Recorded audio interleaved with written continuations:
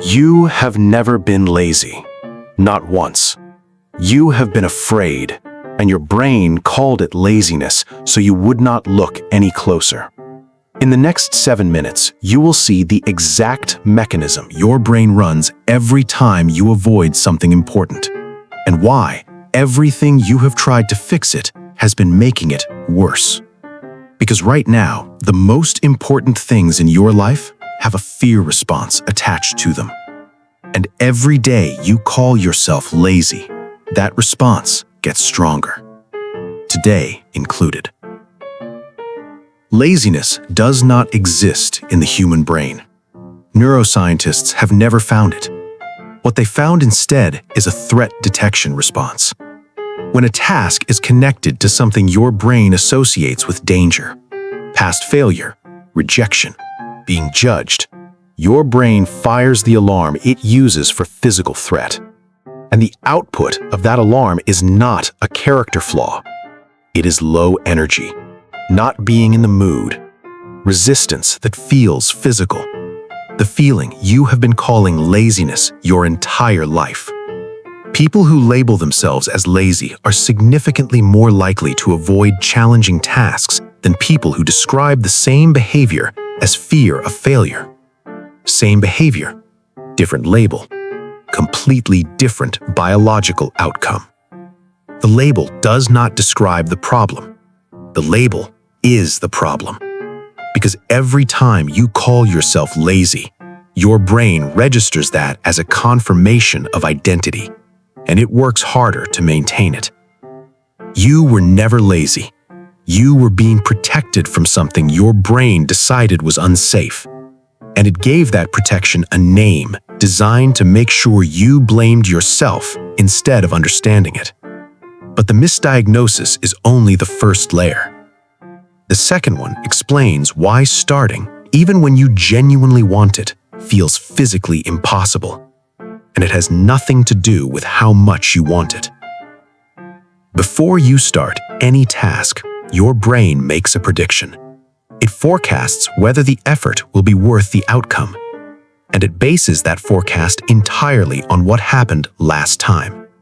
If the last time you tried, you felt judged, or you failed, or you stopped halfway through and felt worse than when you started, your brain recorded it all. And the next time that task appears, before you've picked up a pen, before you've opened a browser, your brain runs the forecast, sees the recorded outcomes, and drops your dopamine.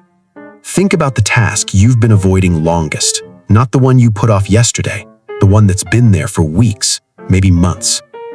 Now, think about what happened the last time you tried to start it. Your brain has not forgotten. It never forgets. That drop you feel, that heaviness, that sudden awareness of everything else you could be doing instead, that's not laziness. That's your brain accurately predicting, based on its own data, that starting this task leads somewhere it doesn't want to go. Your brain is not broken. It is accurate. And that's exactly what makes this so difficult to fix with motivation alone. Because here's where the trap closes. The way most people respond to this feeling, the shame, the self-judgment, the calling themselves lazy, is the exact thing that makes the mechanism permanently worse. Every time you call yourself lazy, your brain files it. Not as a feeling, not as a moment of frustration, as an identity statement. This is who I am. And the moment the brain registers an identity statement, its entire job becomes maintaining behavior that matches it. So the avoidance that came from fear gets reinforced by identity. The fear said, this task is dangerous. The identity says, and I am the kind of person who can't do dangerous things. Both signals fire simultaneously, and the wall around the task gets thicker every time. This is why shame has never worked as motivation. Not for you, not for anyone. Because shame does not fight the wall. Shame builds it. Every moment of self-judgment you have ever directed at yourself for being lazy was not pushing you toward the task. It was adding a layer to the reason your brain refuses to let you start. The shame you have felt about being lazy has been making the laziness worse. Not better, worse. Every single time. Think about how long you've been calling yourself lazy. Years, maybe your whole life. And think about whether it's ever once made you less avoidant. It hasn't. Because the shame was never the solution. The shame was always part of the mechanism. 3 mechanisms running simultaneously. The threat response, the dopamine prediction, the shame loop. Each one feeding the others.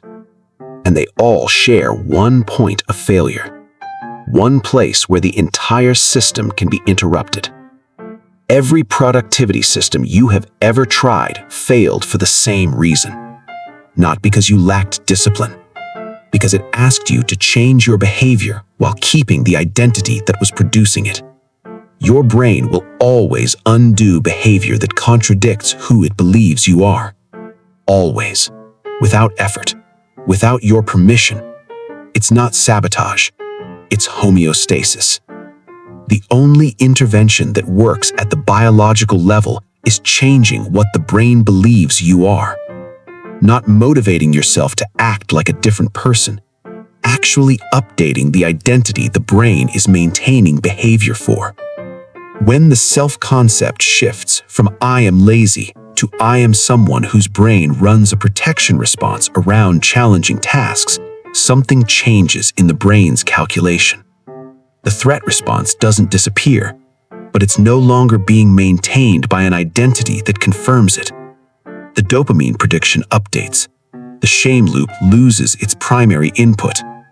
And the wall that has been there your entire life, starts to thin. Not because you tried harder, because you stopped confirming the identity that was building it. You were never lazy. Not once. You were running 3 biological systems that were installed before you had any say in the matter, on data that's years out of date, maintained every day by a label you accepted without questioning. The label was always wrong. The fear was always real. And the shame was always the mechanism, never the solution. You cannot unknow this now. And that is the beginning of the override. Comment the task your brain has been running the strongest protection response on. 1 sentence. I read every single one because the pattern across thousands of comments is the most important data I have ever collected. Subscribe because next week I'm covering exactly how the identity update works.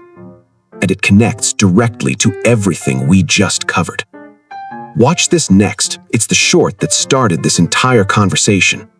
And it hits completely differently after what we just went through.